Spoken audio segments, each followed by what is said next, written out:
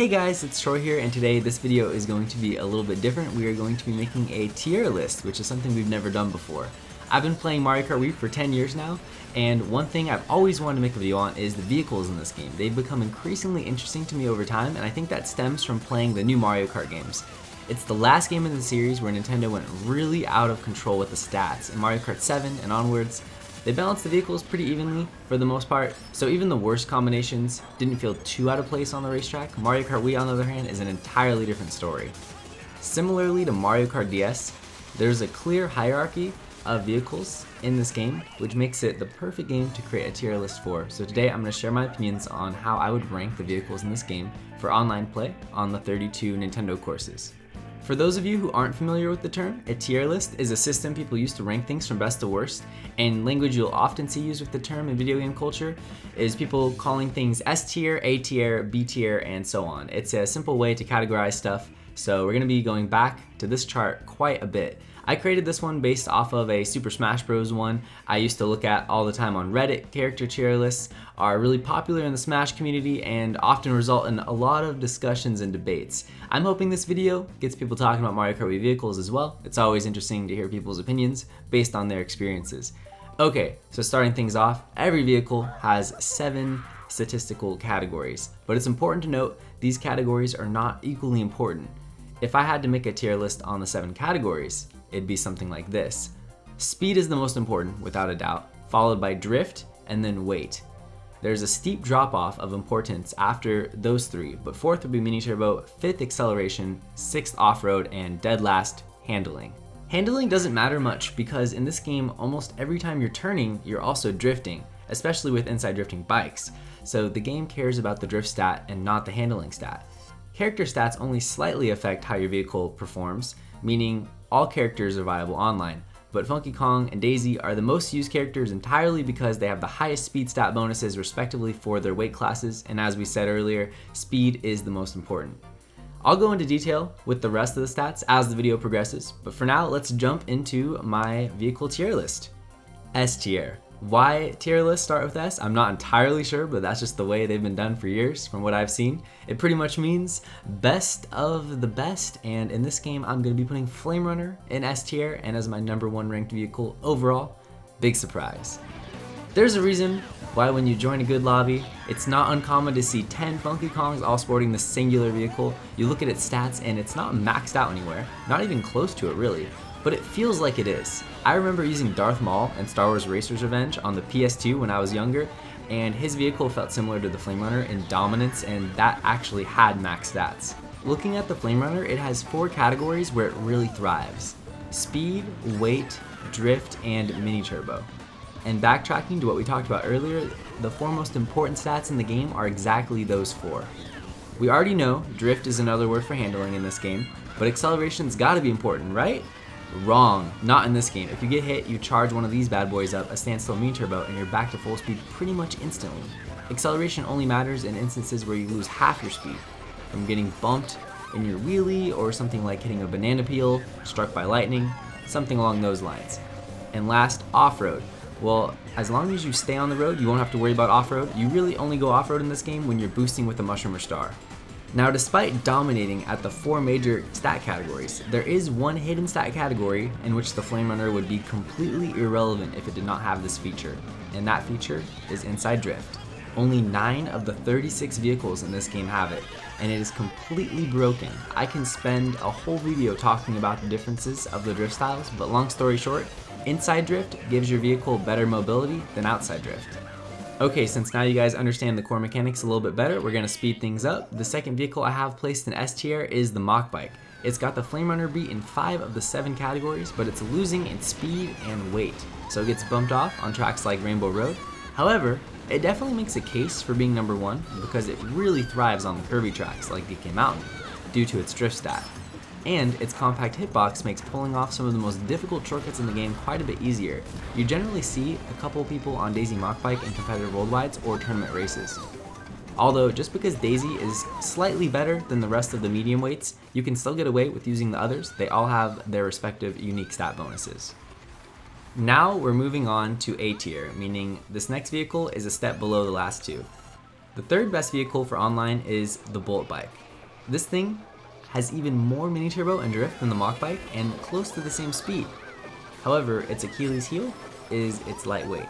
Not only does it get shoved off the track easily, but unfortunately in Mario Kart Wii, vehicles with lighter weight also go higher off of ramps, and in this game you travel faster on the ground than you do in the air. So it has a hard time maintaining a lead on stunt heavy courses like Waluigi Stadium. This vehicle is pretty common in worldwide races online, but unfortunately you won't see too much of it in a tournament or clan war setting simply because of its weight stat being too low. Similar to Funky Kong and Daisy, Baby Daisy is the most common character on lightweight vehicles like the Bullet Bike due to her high speed and mini turbo stat. But when I use lightweights, I personally like to use Dry Bones because he's my favorite. We now drop down another tier where we have 3 comparable vehicles.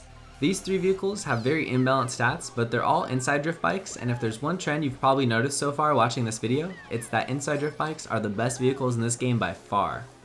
In 4th, we have the Sneakster. Impressively, it has slightly more speed than even the Flame Runner, but its drift stat is mediocre, which equates to it struggling on 1 or 2 turns in about half of the 32 Nintendo tracks. It has a very low mini turbo stat too, so these factors when combined make it not better than the Flame Runner on really any of the 32 tracks, but it's close on the spear oriented ones with very few turns. It does have a decent acceleration stat, which is worth mentioning because it's higher than the Flame Runner and Mach Bikes. Overall, this thing can compete with the top tiers, but its mediocre drift stat holds it back. Also in the B tier, we have the Dolphin Dasher. Back in 2008, if you would have asked me what the best vehicle in the game is, I would have said this without any hesitation. It's the perfect training wheels to anyone trying to learn inside drift. Its actual drift stat value is pretty weak, but when learning inside drift, it helps to have a low drift stat so you don't drive into the walls too easily. So besides training wheels, what does this vehicle have to offer? Well, it has 3 times as much off-road in comparison to the 2 S tier vehicles, so on Sherbetland and Shy Guy Beach, it has the advantage. It also has a decent weight stat, and all around no glaring weaknesses. It's simply just not fast enough on most courses compared to the 4 vehicles I placed ahead of it. Now on to the fan favorite Magic Cruiser.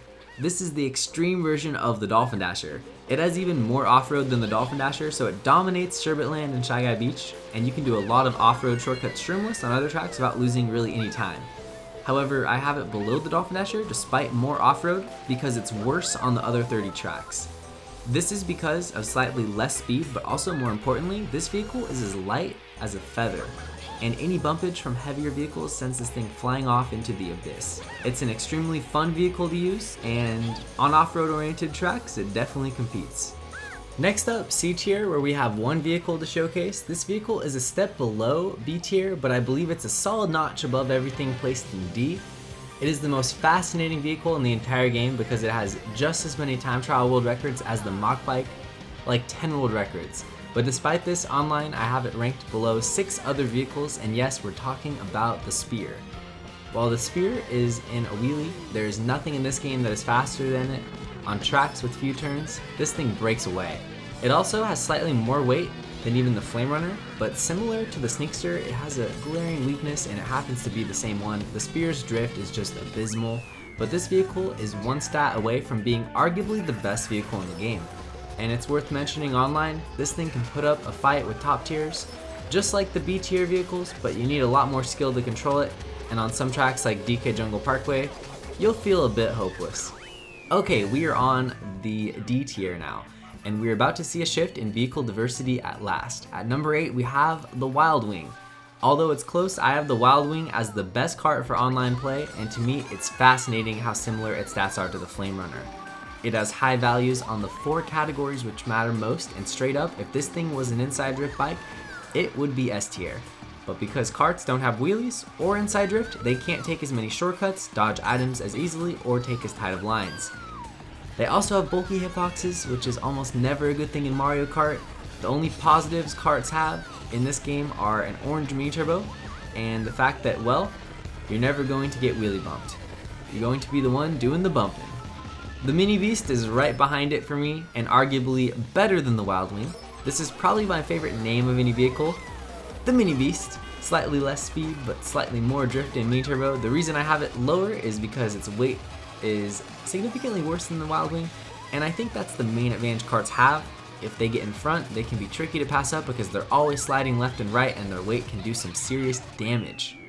Alright, and to round off the D tiers, here is the Jet Bubble, our 8th inside drifting bike on this list and 10th overall. The phrase "jack of all trades, master of none" is the perfect analogy for this vehicle. It's so brutally average, it's comical, but hey, it has inside drift, so it should be at least C tier, right? Well, yeah, it's actually only average on 6 of the 7 categories. Its weight stat is still abysmal, which is why we have it ranked so far down the list. Nintendo really screwed up the weight stat in this game, making vehicles go higher off of ramps, and the collision is just brutal when playing online. I'm glad they fixed it in the newer games, made it less punishing. Alright guys, if you're still here, we are scrapping the bottom of the barrel now as we move on to E tier. But Troy, there's 36 vehicles in the game and you've only listed 10. What's going on? Well, this game might be the most fun game I've ever played, but that doesn't mean it's balanced. I have 2/3 of the vehicles in the game in the F tier category, but we'll get to that in just a moment. So starting off E tier, we have the Honey Coupe.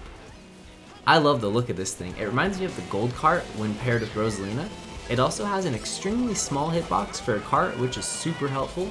I believe this is also arguable as the best cart because it has an extreme weight stat and it has a small hitbox. And it does have slightly less speed than the Wild Wing and Mini Beast, but I'm just not great at using this thing personally. I'm interested to hear what cart mains think of this vehicle, so leave a comment and let me know what you guys think. The Flame Flyer is up next and the last cart that's worth mentioning. It has a decent drift stat, awesome speed, weight, and mini turbo, but it has the largest hitbox, and handling actually does matter for carts, and this thing can't turn to save its life. It's great for time trials, but it struggles online. If you get ahead and you know what you're doing, it's not all that bad. I think it's the 4th best cart in the game, but I'd have trouble putting it any higher. Rounding out E tier, we have the final inside drifting bike, the legendary meme vehicle, the one and only Quacker. This thing has more stat points than any other vehicle in the game. I'm not even kidding.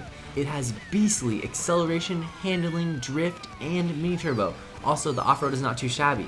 Someone who's playing this game for the first time may see this thing and think to himself, wow, this thing is the cat's pajamas. It is absolutely broken, but wait, it's slow as molasses and as delicate as the babies who drive it. It has the lowest weight stat in the game. If this thing gets in front, it can't hold a lead. And when you're in the middle of the pack, you're getting bumped off on every turn. It does alright on tracks with walls and a fair amount of off-road, and it's extremely easy to use, so I believe it is worthy of E tier and just barely viable. You can steal the occasional first place with this 2-wheeled meme machine. And last but not least, F tier. In this tier resides the Forgotten 23. I'll be quite honest, I probably can't even name them all, which is pretty sad. You just never see them on the racetrack, and if you do, it's because people are memeing or trying to challenge themselves. I think it's fun to have really bad vehicles in the game, but 23 out of 36 is a bit much. However, I do want to give an honorable mention to both the Shooting Star and the Bit Bike. If you guys saw my If All Vehicles Had Inside Drift video a few weeks ago, you probably noticed how good this thing was with Inside Drift, easily an A tier vehicle. Unfortunately, it was given Outside Drift, making it awkward and clunky despite it having good stats. The Bit Bike is also comparable to the Quacker and very forgiving, but overall, outside drifting bikes are some of Nintendo's worst ideas, and I don't think I'd still be playing this game if it was the only vehicle option. Thankfully, inside drift is incredible, and combined with wheelies makes Mario Kart Wii feel so unique to every other game in the series in the best kind of way. In fact, inside drift was so great that we may never see it again, and that awkward hybrid drift we got in Mario Kart 8 doesn't count, so don't even start.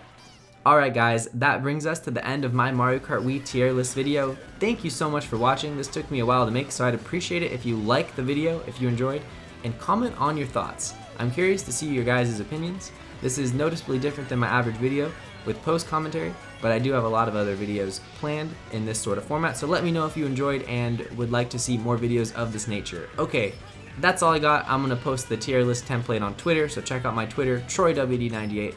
And if you like what you see, subscribe for more Mario Kart videos.